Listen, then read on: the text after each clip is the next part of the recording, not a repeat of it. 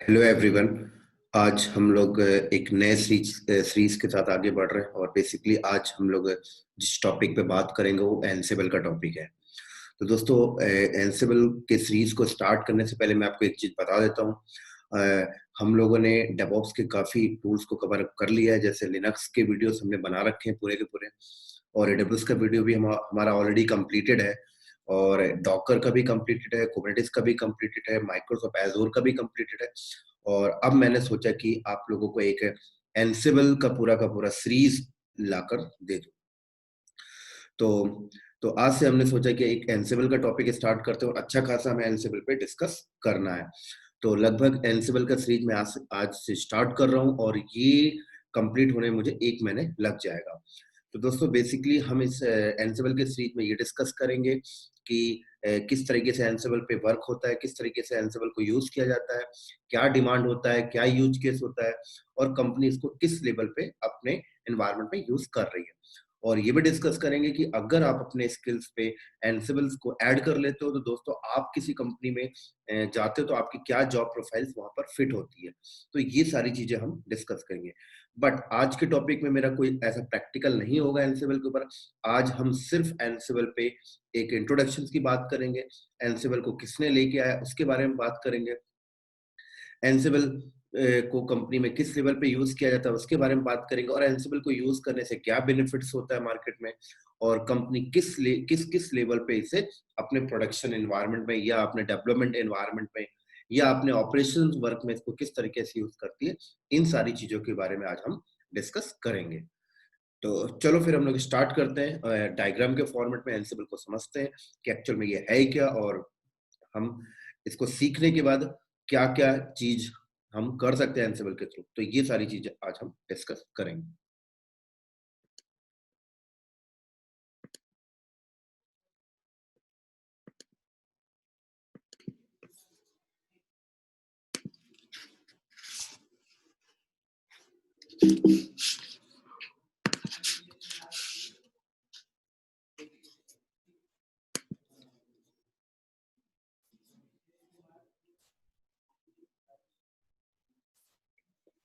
तो चलो दोस्तों, फिर हम लोग इसको कंटिन्यू करते हैं। थोड़ा सा मैं फॉन्ट को यहाँ पे बड़ा कर लेता हूँ।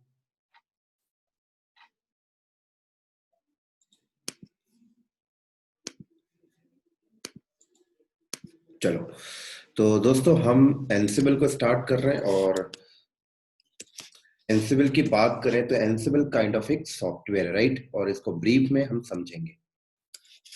और एनसिबल एक आपका ओपन सोर्स सॉफ्टवेयर है क्या दोस्तों?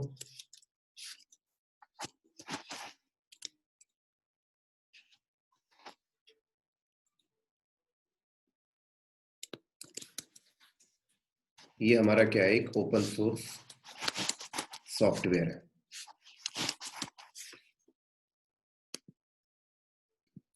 तो ये हमारा ओपन सोर्स सॉफ्टवेयर है, और इस सॉफ्टवेयर को बनाने वाला जो बंदा है उसका नाम भी यहाँ पे मैं मेंशन कर देता हूँ, और उसका नाम है यहाँ पर मिचेल डिहान,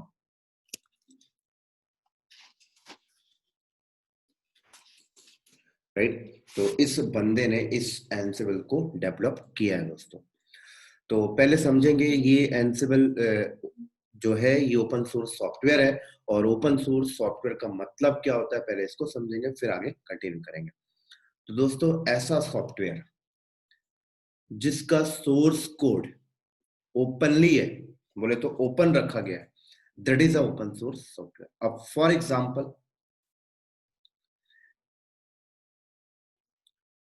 एग्जांपल जैसे मिचेल डिहान ने क्या किया, एनसिबल को बनाया। तो एनसिबल एक सॉफ्टवेयर है।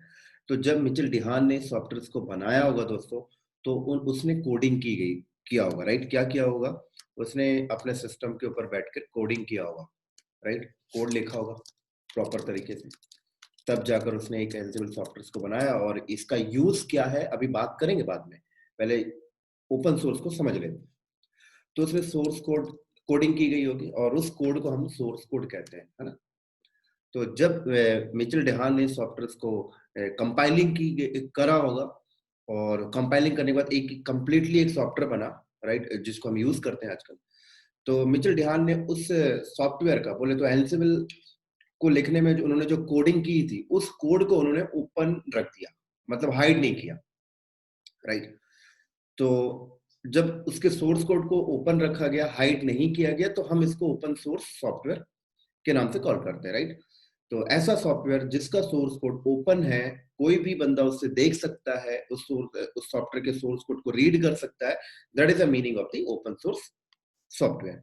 अब ओपन सोर्स करने का बेनिफिट्स क्या होता है, क्या यूज केस होता है?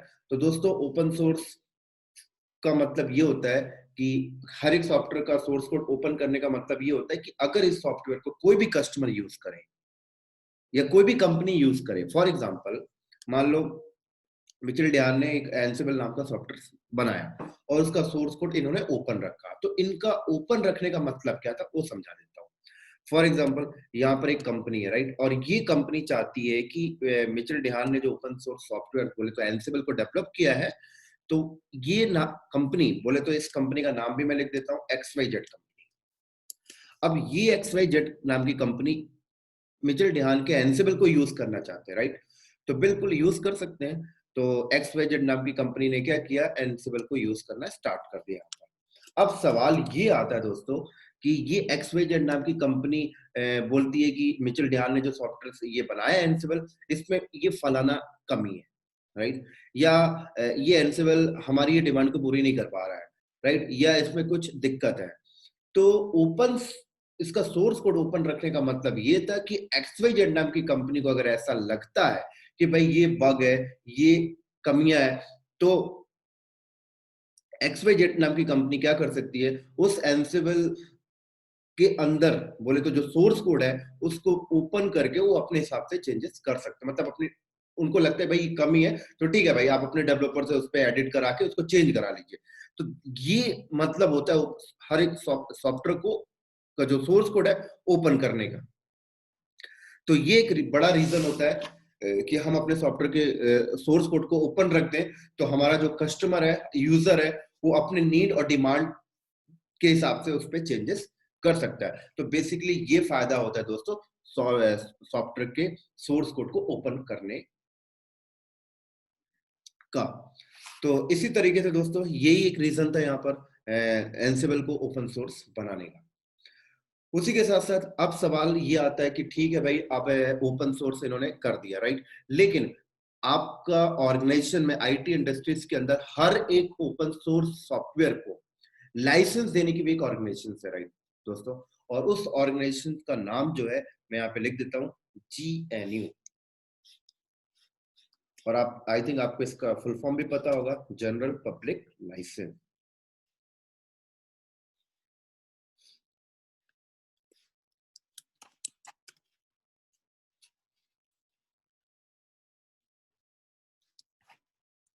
राइट? तो GNU एक ऑर्गेनाइजेशन है जो हर एक ओपन सोर्स सॉफ्टवेयर को लाइसेंस प्रोवाइड करती है दोस्तों। अब ये लाइसेंस प्रोवाइड करने का मतलब क्या है, ये भी मैं आपको अंडरस्टैंड कराता हूँ। फॉर एग्जांपल कि मिचेल डिहान ने क्या किया, एक एंसिबल नाम का सॉफ्टवेयर बनाया, उसका सोर्स कोड ओपन है, राइट? कोई प्रॉब्लम नहीं है। अगर हाँ, मिचेल डिहान को पहले GNU से अप्रूव कराना पड़ेगा, लाइसेंस लेनी पड़ेगी कि मैंने एक ओपन सोर्स सॉफ्टवेयर बनाया और आप इसको अप्रूव कर दीजिए, राइट? तो क्यों अप्रूवल लेना पड़ता है, ये भी मैं आपको समझाता हूँ, राइट? तो होता क्या है दोस्तों, देखो, मान लो मिचेल डिहान ने एंसिबल बना दिया, ओपन सोर्स है, अब ये GNU से अप्रूव नहीं करवाता है। तो मान लो कि ये XYZ नाम की कंपनी ने क्या किया, ये एंसिबल को यूज करने लगा, या फिर अदर कंपनी ने भी एंसिबल को यूज करने लगा, या मैं एंसिबल को यूज करने लगा, या आपकी कोई इंडियन बैंकिंग सेक्टर की कंपनी एंसिबल को यूज करने लगी। अब खुदा ना खास्ता कि उस सॉफ्टवेयर को यूज करके मान लो मेरा प्रोडक्शन एनवायरनमेंट में कुछ इशू आ गया, या मेरा प्रोडक्शन एनवायरनमेंट का सर्वर हैक हो गया, या बैंक का सर्वर हैक हो गया, राइट? हो सकता है कि मिचेल डिहान ने उस एंसिबल को जब उन्होंने राइट किया था तो उस पे ऐसी कुछ स्क्रिप्ट लिख दी थी कि किसी भी सर्वर पे इंस्टॉल होगा तो उसका प्राइवेसी हैक हो जाएगा, for example, just kind of. और अगर कंपनी डायरेक्टली यूज करने लग जाती है तो कल को कोई भी एक्सीडेंट होता है तो इसका रिस्पॉन्सिबल कौन होगा? तो दोस्तों, अगर मिचेल डिहान ने इस एंसिबल को एंसिबल बोले तो ओपन सोर्स सॉफ्टवेयर जो इन्होंने बनाया था, उसको अगर जेरो से अप्रूव नहीं कराया होता, लाइसेंस नहीं लिया होता, तो इसकी रिस्पॉन्सिबिलिटी देखा जाए तो किसी के पास नहीं होती, राइट? कोई ऐसी संस्था नहीं है जो इसकी रिस्पॉन्सिबिलिटी ले रही हो, ठीक है? तो बेसिकली इसीलिए जेएनयू के पास हमें लाइसेंस लेना पड़ता है, राइट? हर एक बंदा जब भी कोई ओपन सोर्स सॉफ्टवेयर को बनाता है तो आप पहले जेएनयू से लाइसेंस लीजिए, और जेएनयू बोलता है हर एक ऑर्गेनाइजेशन को कि आप उन्हीं ओपन सोर्स सॉफ्टवेयर को अपनी इंडस्ट्रीज में यूज करिए जिसको मैंने लाइसेंस दिया है, राइट? अगर मैंने उसे लाइसेंस दिया, इट मींस मैं उसकी रिस्पॉन्सिबिलिटी लेकर चलता हूँ। तो दोस्तों कहीं ना कहीं आप एक सेफ पॉइंट पे हो जाते हो। तो फॉर एग्जांपल अगर मैं अपने प्रोडक्शन एनवायरनमेंट में एंसिबल को यूज कर रहा हूँ और वो एंसिबल जेएनयू के थ्रू लाइसेंस है, एंसिबल एक ओपन सोर्स सॉफ्टवेयर है, और अगर ये जेएनयू के थ्रू लाइसेंस है, तो कल को मेरे प्रोडक्शन में कुछ भी इशू आता है तो मैं मिचेल डिहान के पास नहीं जाऊंगा, मैं पहले जेएनयू के पास जाऊंगा, राइट? और जेएनयू के ऊपर मैं क्लेम कर सकता हूँ क्योंकि जेएनयू ने उसको लाइसेंस प्रोवाइड किया है, राइट? तो इसीलिए एक टॉप में एक ऑर्गेनाइजेशन होती है जो उसको लाइसेंस प्रोवाइड करती है, और कहीं ना कहीं अगर हम हर एक ओपन सोर्स सॉफ्टवेयर अगर जेएनयू के थ्रू अप्रूव्ड है, लाइसेंस है, तो दोस्तों हमें कोई प्रॉब्लम नहीं होगी उस सॉफ्टवेयर को अपने प्रोडक्शन में यूज करने में, क्योंकि कहीं ना कहीं जेएनयू के अंदर जो डेवलपर्स बैठे हैं, जो ये ऑर्गेनाइजेशन है, इस ऑर्गेनाइजेशन की जॉब ही यही होती है कि हर एक ओपन सोर्स सॉफ्टवेयर को लाइसेंस प्रोवाइड करना। हाँ, अब मैं बता देता हूं कि जेएनयू लाइसेंस प्रोवाइड करने से पहले क्या क्या स्टेप फॉलो करते हैं, ये भी मैं आपको बता देता हूं, तो आपको ये बात क्लियर हो जाएगी ओपन सोर्स का एक्चुअल मीनिंग क्या होता है, राइट? फॉर एग्जाम्पल मैं एक डेवलपर हूँ, राइट? और फलाना कल को फ्यूचर में मैंने कोई एक डेवलपमेंट किया, मैंने एक सॉफ्टवेयर बनाया, और मैं बोलता हूँ भाई ये सॉफ्टवेयर का जो सोर्स कोड है ये भी मैं ओपन रखूंगा, राइट? और मैं मार्केट में ऐसे लोगों को सेल करने लगा, सेल बोले तो फ्री में देने लगा, तो क्या गारंटी है कि मैं फ्री में दे रहा हूँ लोग मेरे सॉफ्टवेयर को यूज करेंगे? हो सकता है मैं हैकर हूँ, ऐसा भी तो हो सकता है। भाई मैं हैकर हूँ, मैं फ्री में दे रहा हूँ, कोई मेरा सॉफ्टवेयर क्यों लेगा? तो मैं क्या करूंगा कि अगर मैं अपने सॉफ्टवेयर को डिस्ट्रीब्यूट करना चाहता हूँ लोगों तक, तो मुझे सबसे पहले जेएनयू के पास जाना पड़ेगा, और मैं जेएनयू को बोलूंगा कि मैंने एक ये सॉफ्टवेयर बनाया है और मैं आपसे अप्रूवल लेना चाहता हूँ, आप मेरे को लाइसेंस प्रोवाइड कर दीजिए जिससे मेरा सॉफ्टवेयर मार्केट में डिस्ट्रीब्यूट हो जाए, एक मेरा नाम हो जाए। तो जेएनयू क्या बोलेगा, ठीक है कोई दिक्कत नहीं, हम लाइसेंस देंगे, आपने जो सॉफ्टवेयर बनाया है पहले हमें बताइए ये क्या मार्केट में यूज होगा, इसका पर्पस क्या है, और विथ हमें इसका सोर्स कोड भी प्रोवाइड करिए। तो जेएनयू की टीम क्या करेगी, उस सॉफ्टवेयर के सोर्स कोड के हर एक लाइन को रीड करते हैं वो लोग, राइट? कि ऐसा कुछ लाइन पैरामीटर तो नहीं डिफाइन किया आपने कि ये किसी सर्वर पे इंस्टॉल हो गए, इसकी प्राइवेसी हैक हो जाएगी, ब्ला ब्ला ब्ला, बहुत सारी चीजें होती हैं। उसके बाद जेएनयू क्या करता है, जेएनयू की टीम उसको वेरीफाई करती है, वेरीफाई करने के बाद अप्रूव करती है, और अप्रूव करने से पहले एक स्टेप और होता है, और वो स्टेप क्या होता है दोस्तों, ठीक है आपका सॉफ्टवेयर बढ़िया है, कोई दिक्कत नहीं, कोई हार्मफुल नहीं है, कोई अपने प्रोडक्शन में इंस्टॉल करता है, लेकिन एक चीज है, अगर आपके सॉफ्टवेयर, आपका ये जो सॉफ्टवेयर है ये डिस्ट्रीब्यूट आप कर रहे हो, बहुत बढ़िया बात है, अगर मार्केट में किसी कंपनी ने इसको यूज करने लगा और उस कंपनी को अगर कोई सॉफ्टवेयर के थ्रू सॉफ्टवेयर को यूज करने में कुछ प्रॉब्लम आती है, राइट? बोले तो एक उनको टेक्निकल सपोर्ट चाहिए, तो ये कौन प्रोवाइड करेगा? तो अब बंदा उसे ये भी रिस्पॉन्सिबिलिटी लेनी पड़ती है जिसने सॉफ्टवेयर बनाया कि मैं प्रोवाइड करूंगा या मेरी ऑर्गेनाइजेशन प्रोवाइड करेगी, जस्ट काइंड ऑफ।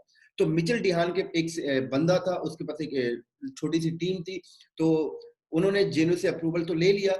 जेएनयू ने जब उनसे बोला कि भाई आप ये बताइए कि इसका टेक्निकल सपोर्ट कौन प्रोवाइड करेगा, तो तब जाकर दोस्तों मार्केट में एक रेड हार्ट नाम की ऑर्गेनाइजेशन आई, और एनसिबल को अडॉप्ट किया इन्होंने, और उसके बाद रेड हार्ट नाम की कंपनी बोलती है कि मैं टेक्निकल सपोर्ट प्रोवाइड करूंगी।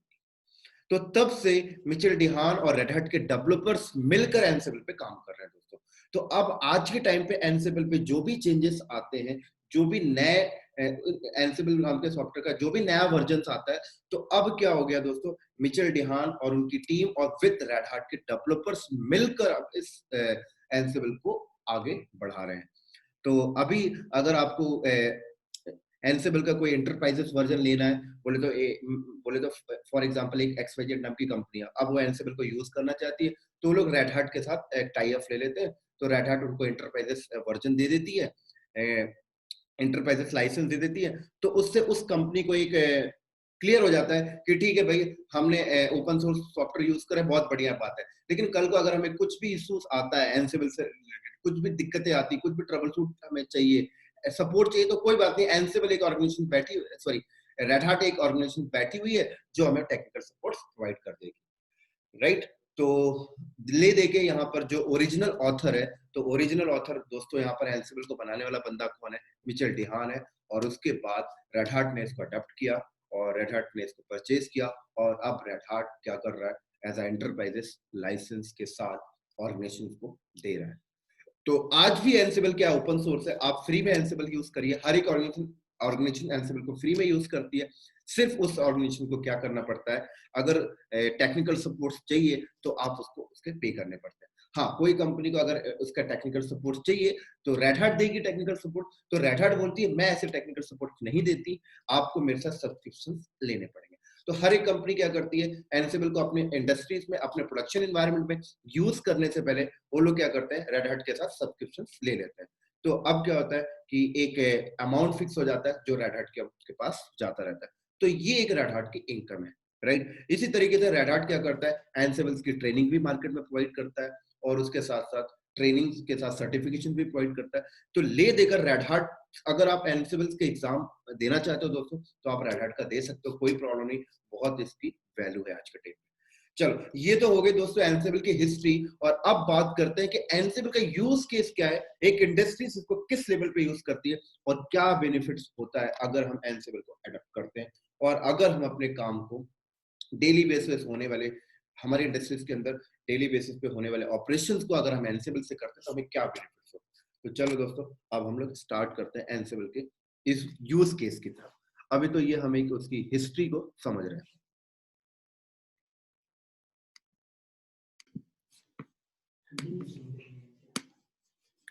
तो दोस्तों हम इसको पहले रफ कर लेते हैं, फिर स्टार्ट करते हैं।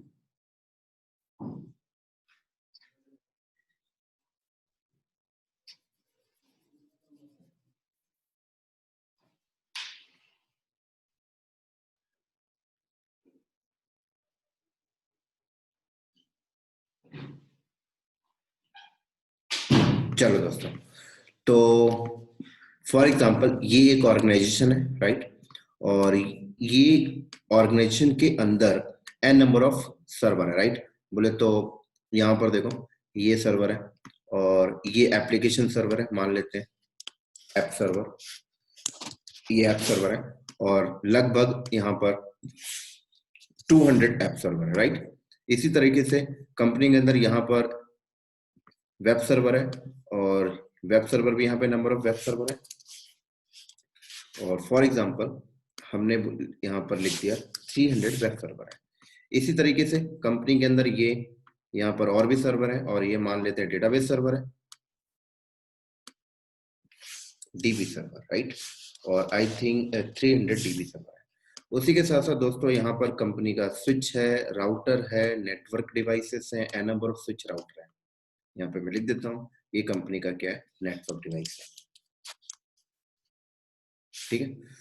अब सवाल ये आता है दोस्तों कि ये कंपनी का काइंड ऑफ एक डेटा सेंटर है। अब बोला जाए कि एप्लीकेशन सर्वर पे या वेब सर्वर पे या डेटाबेस सर्वर पे, राइट। हम यहाँ पे एग्जांपल लेते हैं वेब सर्वर पे। अब मान लो कंपनी को बोला जाए कि वेब सर्वर 300 वेब सर्वर है और 300 वेब सर्वर पे आपको कोई एक एप्लीकेशन इंस्टॉल करनी है, कोई भी एक application, right. For example Apache install करना है। तो दोस्तों आप अगर इस वेब सर्वर पे 300 वेब सर्वर पे अपाचे इंस्टॉल करते हो और as a manual way use करते हो, राइट। बोले तो हर एक सर्वर को आप लॉग इन करके उसके अंदर जाके अपाचे इंस्टॉल करते हो, तो एक बहुत ज्यादा टाइम लगता था, राइट। इसी तरीके से एन नंबर ऑफ टास्क होते हैं सर्वर के ऊपर, जैसे कोई फाइल्स बनानी है, हर सर्वर पे एक फाइल्स बनानी है, या हर सर्वर का अप टाइम निकालना है। तो आप सर्वर का अप टाइम अगर मैनुअल निकाल रहे हैं तो बहुत ज्यादा टाइम लगता है दोस्तों। ऐसे ही आपका जो एप्लीकेशन सर्वर है, 200 एप्लीकेशन सर्वर है, 200 एप्लीकेशन में कोई आपको टास्क करना है, राइट। फॉर एग्जांपल कि 200 एप्लीकेशन सर्वर है, अब उस पे आपको नेगियोस इंस्टॉल करना है, क्योंकि हर एक सर्वर की आप मॉनिटरिंग करना चाहते हो। तो हर एक सर्वर पे अगर आप नेगियोस मैनुअल इंस्टॉल करोगे तो बहुत ज्यादा टाइम लगता है, राइट। इसी के साथ साथ ऐसा नहीं कि आपने एक बार नेगियोस इंस्टॉल कर दिया, अब आप कल को नेगियोस का पैच अपडेट करना है, नेगियोस का वर्जन चेंज करना है। तो मतलब ये टास्क देखा जाए तो ले दे के कंटिन्यूअसली डेली बेसिस पे होते रहते हैं। इसी तरीके से अब एप्लीकेशन सर्वर है, वेब सर्वर है, इनका बैकअप लेना है। अब एवरीडे बैकअप हो रहा है, राइट। सुबह भी बैकअप हो रहा है, शाम को भी बैकअप हो रहा है, सुबह भी हो रहा है, शाम कोई भी हो रहा है। अब 200 सर्वर 300 सर्वर पे मैनुअल बैकअप लिया जा रहा है, तो बहुत ज्यादा टाइम लगता है दोस्तों। एक सिस्टम एडमिन हमें हायर करना पड़ता है, राइट। इसी तरीके से डेटाबेस सर्वर की बात करें तो डेटाबेस 300 डेटाबेस सर्वर है। हर डेटाबेस पे आपको डेटाबेस सर्वर आपने बनाया, उस पे डेटाबेस इंजन इंस्टॉल करना है, तो हर सर्वर पे डेटाबेस इंजन अगर आप मैनुअल इंस्टॉल करोगे बहुत ज्यादा टाइम लगता है। उसी के साथ साथ इंजन इंस्टॉल करने के बाद कुछ दिन के बाद उस इंजन का नया वर्जन आया, नया वर्जन अपडेट करना, फिर मैनुअल कर रहे हो, बहुत ज्यादा टाइम लग रहा है। बैकअप ले रहे हो, मैनुअल कर रहे हो, बहुत ज्यादा टाइम लग रहा है। तो दोस्तों क्या होता था, ये तो ठीक है, और बताता हूँ। जैसे ये नेटवर्क डिवाइसेस है, राइट। अब आपकी कंपनी में मान लो 50 स्विच है, 50 राउटर है, 50 फायरवॉल्स है, राइट। F5 का फायरवॉल है, जूनिपर का फायरवॉल है, right. N number of firewalls market में आते हैं। अब क्या होता है कि नेटवर्क स्विच और राउटर के ऊपर डेली बेसिस पे आपने राउटिंग डिफाइन करनी है, कोई पोर्ट्स अलाउ करना है, कुछ अलाउ डिनाई करना है, फायरवॉल के ऊपर कोई रूल्स ऐड करने, मतलब नेटवर्क की टीम भी कहीं ना कहीं ले देकर ये सारी चीजें राउटर स्विच फायरवॉल के ऊपर लॉग इन करके मैनुअली कर रही है, तो उन्हें भी बहुत ज्यादा ये मैनुअल करने में उन्हें भी बहुत ज्यादा टाइम लगता था। तो ले देकर एक डेटा सेंटर के अंदर जो डेली बेसिस पे ऑपरेशन वर्क हो रहे थे दोस्तों, वो सारा का सारा कुछ क्या हो रहा था, मैनुअल वे से हो रहा था। तो मैनुअल वे से होने से क्या प्रॉब्लम है, मैनुअल वे से होने से प्रॉब्लम ये होती है कंपनी को कि एक तो मैन पावर हायर करना पड़ता है, राइट, और टाइम भी बहुत ज्यादा लगता है, और कहीं ना कहीं कॉस्टिंग भी जा रही है, क्योंकि मैनुअली काम होगा तो बंदे ज्यादा चाहिए और काम करने में डिले भी होना है, और कहीं ना कहीं आपका बहुत ज्यादा टाइम भी वेस्ट हो रहा, मनी भी जा रहा, और वो आउटपुट उतना नहीं आ पाता जितना आप लगा के रखते हो। तो अब क्या हुआ कि मार्केट में बोला गया कि भाई ये जो डेली बेसिस पे कंपनी में जो डेली बेसिस पे जो ऑपरेशंस होते हैं डेटा सेंटर के ऊपर, एप्लीकेशन सर्वर के ऊपर, डेटाबेस के ऊपर, वेब सर्वर के ऊपर, स्विच राउटर के ऊपर, फायरवॉल के ऊपर, जो भी आपकी कंपनी में डाटा सेंटर के अंदर डेली बेसिस पे जो ऑपरेशंस होते हैं, कंपनी ने बोला ये ऑपरेशंस को ऑटोमेट करना है। ये ऑपरेशंस ऑटोमेट करना मतलब 250 वेब सर्वर पे पैच अपडेट करना है, तो मैनुअल नहीं करना, ऑटोमेट करना है। डेटाबेस सर्वर का बैकअप लेना है सुबह शाम, मैनुअल नहीं करना, ऑटोमेट करना है। तो ऑटोमेट से फायदा क्या हुआ कि भाई आपको एक तो मैन पावर कम लगेगी, और दूसरा आपका काम भी फास्ट हो जाएगा। स्विच राउटर के ऊपर कोई भी राउटिंग एंट्री करनी है, मैनुअल नहीं करना, ऑटोमेट करना है, राइट। फायरवॉल के ऊपर कोई भी एंट्री करनी है, मैनुअल नहीं करना, ऑटोमेट करना। तो दोस्तों अब बात आती है कि ये डेली बेसिस पे होने वाले टास्क को, राइट, डेली बेसिस पे होने वाला ऑपरेशन, बोले तो कॉन्फ़िगरेशन डेली बेसिस पे, या वन टाइम कॉन्फ़िगरेशन भी आप बोल सकते हो। डेली बेसिस पे बोलिए, हो सकता है कि मान लो कि आपने आपकी कंपनी में एक नया डेटा सेंटर लगा, अब नया डेटा सेंटर में एक फर्स्ट टाइम कॉन्फ़िगरेशन करनी है, राइट, तो वो भी आप ऑटोमेट करना चाहते हो, राइट, क्योंकि मैनुअल करोगे तो फर्स्ट टाइम भी टाइम लगेगा।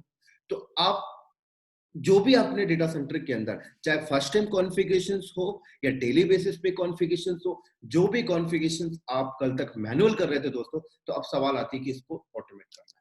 तो ऑटोमेट करने के लिए आपके पास दो रास्ते होते हैं। पहला रास्ता क्या होता है, मैं यहाँ पे लिख देता हूँ। पहला रास्ता होता है स्क्रिप्टिंग, राइट। अब कौन सी स्क्रिप्टिंग, कोई भी स्क्रिप्टिंग आप यूज कर सकते हो, राइट। जैसे कि यहाँ पे मैंने लिख दिया सेल स्क्रिप्टिंग, राइट, और पाइथन। तो अब सेल स्क्रिप्ट और पाइथन, तो अगर आपको सेल स्क्रिप्ट आता है, राइट, बैश स्क्रिप्टिंग आती है तो आप सेल स्क्रिप्टिंग कर सकते हो, पाइथन आती है तो पाइथन से स्क्रिप्ट कर सकते हो। तो अगर आप स्क्रिप्टिंग से भी ऑटोमेशन को अचीव कर लेते हो, तो स्क्रिप्टिंग से ऑटोमेशन अचीव कैसे किया जाता है।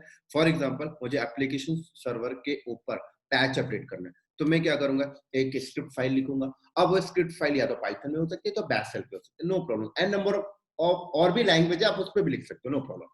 तो आपने क्या किया, एक फाइल बनाई, उसके अंदर क्या किया, आपने एप्लीकेशन सर्वर में पैच अपडेट करने की कमांड्स वगैरह आपने मेंशन कर दी, वेब सर्वर पे पैच अपडेट करने की कमांड्स मेंशन कर दी, कोई फाइल्स हर सर्वर पे कॉपी करना है, फाइल्स कॉपी करने के आपने कमांड्स मेंशन कर दी।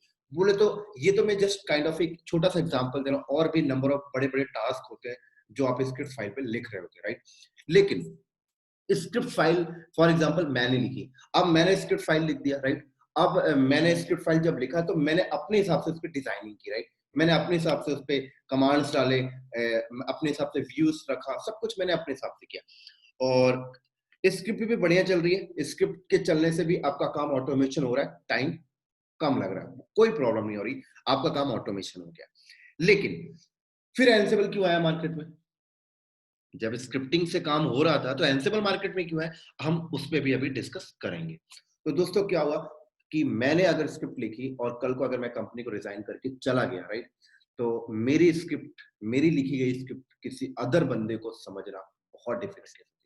क्यों? क्योंकि वो स्क्रिप्ट मैंने अपने हिसाब से लिखी थी, राइट। एक नया बंदा आता है तो उस स्क्रिप्ट को पहले वो समझेगा, एक हफ्ते तो उसको अंडरस्टैंडिंग में लिख के चला जाएगा कि भाई उसने क्या क्या मेंशन किया, ये फलाना कमांड क्या डाल दिया, क्योंकि एक काम को करने के एन नंबर ऑफ कमांड्स होते हैं, राइट। मैं हो सकता है कि मैं जो कमांड डाल के क्या वो अदर बंदे को नहीं पता, उसके बारे में पहले अंडरस्टैंड करेगा। तो एक बहुत डिफिकल्टीज होती थी कंपनी को, जब कोई एक बंदा स्क्रिप्ट लिख कर और उस स्क्रिप्ट से कंपनी अपना काम चला रही है और अगर वो बंदा चला गया छोड़ के, तो कंपनी को बहुत डिफिकल्टीज होती थी, राइट। और इस टाइप की प्रॉब्लम्स कंपनी को बहुत ज्यादा झेलने की प्रॉब्लम फेस करनी पड़ती थी। इसी के साथ साथ कोई भी नया टास्क अगर कंपनी को करवाने हैं और कोई भी नया टास्क कंपनी के पास आया, उसको ऑटोमेशन करवाना है, तो अब लोग आप स्क्रिप्ट लिखने में लग जाते थे। अब पता लगा 15 दिन हो गया स्क्रिप्ट लिख अभी तक बना नहीं, 1 महीना हो गया स्क्रिप्ट बना नहीं, क्योंकि स्क्रिप्ट लिखने के लिए लॉजिक चाहिए दोस्तों, काइंड ऑफ एक बोले तो एक प्रोग्रामिंग लैंग्वेज टाइप से आपको लॉजिक होना चाहिए, राइट। तो आप एक अच्छा सा स्क्रिप्ट लिख सकते थे। तो कहीं ना कहीं स्क्रिप्टिंग से काम हो रहा था, लेकिन कहीं ना कहीं डिफिकल्टीज हो रही थी कंपनी को, क्योंकि वो इजी वे नहीं है स्क्रिप्टिंग। स्क्रिप्टिंग कहीं ना कहीं डिफिकल्टीज है, उसको लर्न करना भी एक डिफिकल्टीज है। और आजकल आप लोगों को पता होगा मार्केट में बहुत सारे एक्सपीरियंस बंदे होते हैं जो 20-20 साल के एक्सपीरियंस होते हैं, 15-15 साल के एक्सपीरियंस होते हैं। वो एक्सपीरियंस तो होते हैं, लेकिन स्क्रिप्टिंग जैसी चीजें अंडरस्टैंड करना उनके फेस की बस की बात नहीं होती, जो है मैं वो क्लियरली आपको शेयर कर रहा हूँ, राइट। हाँ, यंग बंदे स्क्रिप्टिंग को बहुत जल्दी अंडरस्टैंड कर लेते हैं, राइट। जैसे कि कोई बंदा 20 से 25 साल का ईयर का है, तो वो स्क्रिप्टिंग को बहुत जल्दी अंडरस्टैंड कर लेता है, उसे कोई प्रॉब्लम नहीं होती। लेकिन अगर कोई बंदा 35 ईयर का है जो आईटी इंडस्ट्रीज में, टेक्निकल्स में, दोस्तों अगर उसके सामने आप एक स्क्रिप्ट खोल के रख दो, वो बोलेगा भाई मैं नहीं कर रहा, ये तो मुझे समझ में नहीं आ रहा। और अगर उसको बोलो भाई लर्न कर ले, वो नहीं कर पाएगा, क्योंकि उसके पास ऑलरेडी पर्सनल इतने सारे टास्क होते हैं, घर की रिस्पॉन्सिबिलिटी होती है, तो वो स्क्रिप्टिंग जैसी चीजों को वो एडॉप्ट नहीं कर सकते, राइट। तो ये सारे ड्रॉबैक्स थे दोस्तों स्क्रिप्टिंग के। ड्रॉबैक्स तो आप नहीं बोल सकते, लेकिन कहीं ना कहीं देखा जाए तो मार्केट में और दुनिया में आजकल उन्हीं चीजों को अडॉप्ट किया जाता है जो काम करने में इजी होते हैं, राइट, और बहुत ज्यादा यूजर फ्रेंडली होता है। तो एंसिबल काइंड ऑफ एक यूजर फ्रेंडली है, राइट। हर एक बंदा एंसिबल को अंडरस्टैंड कर सकता है कि एंसिबल अगर एक 40 इयर्स एक्सपीरियंस बंदे के सामने आप रख दो, तो वो भी एंसिबल के थ्रू आराम से काम कर सकता है। अगर कोई बंदा कंपनी को छोड़ के जाता है, तो कोई एक नया बंदे को एंसिबल समझाना कोई बड़ी बात नहीं होती है, क्योंकि एंसिबल जो होता है पूरा का पूरा मॉडल्स में काम कर रहा होता है, तो राइट। अब मॉडल्स क्या होता है, अब समझते हैं। तो मॉडल्स में क्या होता है दोस्तों, कि फॉर एग्जांपल कि आपको एप्लीकेशन सर्वर में पैच अपडेट करना है, राइट। तो आप स्क्रिप्टिंग में क्या कर रहे थे, आप स्क्रिप्ट फाइल के अंदर पैच अपडेट करने की कमांड्स मेंशन करते थे। एनसिबल में क्या है कि पैच अपडेट करने का मॉडल्स आ चुका है, फाइल को कॉपी करने का मॉडल्स आ चुका है, राइट। कोई सॉफ्टवेयर इंस्टॉल करने का मॉडल्स आ चुका है, कोई सॉफ्टवेयर रिमूव करने का मॉडल्स आ चुका है, यूजर ऐड करने के मॉडल्स आ चुके हैं, राइट। किसी सर्वर के ऊपर आईपी कॉन्फ़िगरेशन करने के मॉडल्स आ चुके हैं। तो फॉर एग्जांपल एक बंदा अगर एप्लीकेशन सर्वर पे एक सॉफ्टवेयर इंस्टॉल करना चाहता है, तो उसे कुछ नहीं करना, वो एंसिबल के उस मॉडल को उठाएगा और उस मॉडल में जाकर एक आर्गुमेंट दे देगा कि भाई ये मॉडल्स ये करे और ये सॉफ्टवेयर इंस्टॉल करके आ जाए। तो एंसिबल में क्या करना होता है दोस्तों, आपको कुछ नहीं, एक सर्वर यहाँ पे रखना पड़ेगा, राइट। और इस सर्वर के ऊपर दोस्तों लिनक्स ऑपरेटिंग सिस्टम होना चाहिए, ये बात ध्यान रखना। हाँ, आप ऐसा कभी नहीं कर सकते कि आप विंडोज ऑपरेटिंग सिस्टम इंस्टॉल कर दो और आपने बोला कि ये मेरा एंसिबल सर्वर, नहीं। आप एंसिबल के थ्रू किसी भी कोई भी टास्क अदर मशीन पे कराना चाहते हैं, राइट, तो उस पे लिनक्स होना चाहिए। और जब आप लिनक्स इंस्टॉल कर देते हैं, तो देन उसके बाद आपको यहाँ पर एंसिबल नाम का एक सॉफ्टवेयर इंस्टॉल करना पड़ेगा। उसके बाद आप यहाँ पर क्या करेंगे, एंसिबल नाम का एक सॉफ्टवेयर इंस्टॉल करेंगे। और उसके बाद जब एंसिबल नाम का सॉफ्टवेयर इंस्टॉल हुआ, उसके बाद ये हो जाता है एंसिबल सर्वर। क्या हो जाता है दोस्तों, इसको आप एंसिबल सर्वर बोलिए, कोई प्रॉब्लम नहीं। आप इसको कंट्रोलर नोड बोलिए, कोई प्रॉब्लम नहीं। एंसिबल कंट्रोलर बोलिए, कोई प्रॉब्लम नहीं। एन नंबर ऑफ नेम से लोग इसको कॉल करते हैं, कंट्रोलर, राइट। तो अब ये एंसिबल कंट्रोलर हो गया, मतलब यहां से टास्क चलेगी और इस पे जाएगी। तो ये हो जाते हैं मैनेज नोड, ये हो गया कंट्रोलर नोड, ये हो गया मैनेज नोड। तो दोस्तों हाँ, मैनेज नोड बोले तो मैनेज नोड ये वाले नोड ये हो सकते हैं विंडोज, कोई प्रॉब्लम नहीं है। ये 200 वेब सर्वर में एक 200 में 50 विंडोज हो, 50 लिनक्स हो, यूनिक्स हो, मैक हो, कोई प्रॉब्लम नहीं है। 200 ऐप सर्वर में विंडोज हो, यूनिक्स हो, कोई प्रॉब्लम नहीं है। लेकिन जो एंसिबल सर्वर है बोले तो जहां से आप टास्क को चलाते हो, जो जिसको आप एंसिबल कंट्रोलर बोल रहे हो, दोस्तों यहाँ पर लिनक्स होना मैंडेटरी है। ये बात आप ध्यान रखना। अब देखो क्या होगा कि एंसिबल को कॉन्फ़िगर करने का कुछ बेसिक रिक्वायरमेंट्स होता है, वो बेसिक रिक्वायरमेंट भी मैं आपको शेयर कर देता हूँ। तो यहाँ पर एक लिनक्स ऑपरेटिंग सिस्टम होना चाहिए दोस्तों यहाँ पर, राइट। और लिनक्स ऑपरेटिंग सिस्टम होना चाहिए आपके पास, और लिनक्स ऑपरेटिंग सिस्टम के साथ साथ आपके पास इसमें पाइथन का सॉफ्टवेयर होना चाहिए, राइट। क्योंकि एंसिबल जो होता है पूरा का पूरा पाइथन में रिटर्न किया गया है, और पाइथन का 2.4 वर्जन होना चाहिए। ये बात आप अपने दिमाग में ध्यान से रख लीजिए, 2.4, उससे नीचे का नहीं चलेगा, अबव होगा चल जाएगा। उसके बाद क्या होता है कि आप यहाँ पर एंसिबल के थ्रू आपको फॉर एग्जांपल इस सर्वर पे कोई पैच अपडेट कराना है, तो आप एंसिबल के अंदर पैच अपडेट का मॉड्यूल उठा लीजिए और उसके थ्रू आप आर्गुमेंट डिफाइन करके कर सकते हैं। आपको कोई सॉफ्टवेयर कॉपी करना है, एंसिबल के अंदर सॉफ्टवेयर को कॉपी करने का मॉड्यूल्स है, आप उसको उठा लीजिए और उससे कर लीजिए। ये भी नहीं, आप मान लो एंसिबल के थ्रू दोस्तों आप अपने नेटवर्क डिवाइसेस को भी मैनेज कर सकते हो, अपने कंपनी के F5 फायरवॉल को भी मैनेज कर सकते हो, राइट। तो मान लो आपको राउटर के ऊपर कोई राउटिंग डिफाइन करनी है, एंसिबल के अंदर एंसिबल कहता है मेरे पास वो राउटर के अंदर काम करने का भी मॉड्यूल्स है, आप वो मॉड्यूल्स को उठाइए और अपने राउटर्स पे वो काम करवा सकते हो, राइट। इसी तरीके से स्विच पे भी करवा सकते हो और फायरवॉल के ऊपर भी करा सकते हो। इसी तरीके से एंसिबल इतना नहीं, और भी बहुत सारी चीजें कर लेता है।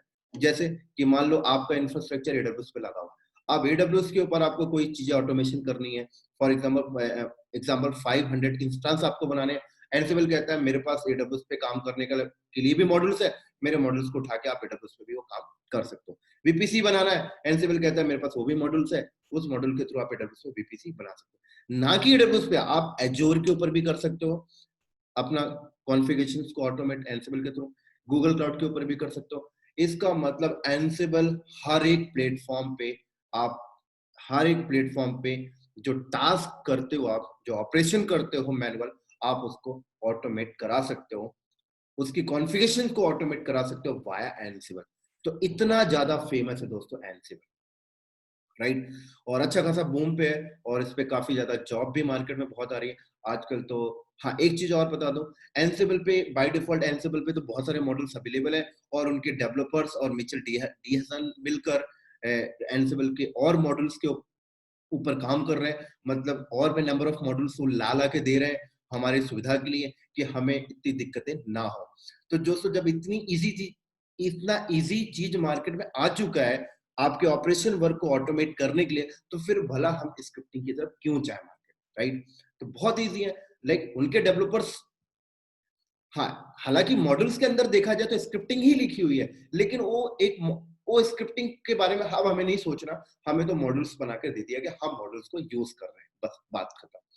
तो इसी तरीके से दोस्तों एंसिबल, यहाँ पर एंसिबल में एक और बेनिफिट्स होता है कि मान लो कुछ मॉडल्स अवेलेबल नहीं है, फॉर एग्जांपल आप अपनी कंपनी में कुछ ऐसा टास्क करना चाहते हो जिसमें एंसिबल के पास कोई भी मॉडल्स अवेलेबल नहीं है, तो एंसिबल बोलता है कोई दिक्कत नहीं, आप खुद से भी मॉडल्स को लिख सकते हो दोस्तों, ऐसी कोई प्रॉब्लम नहीं।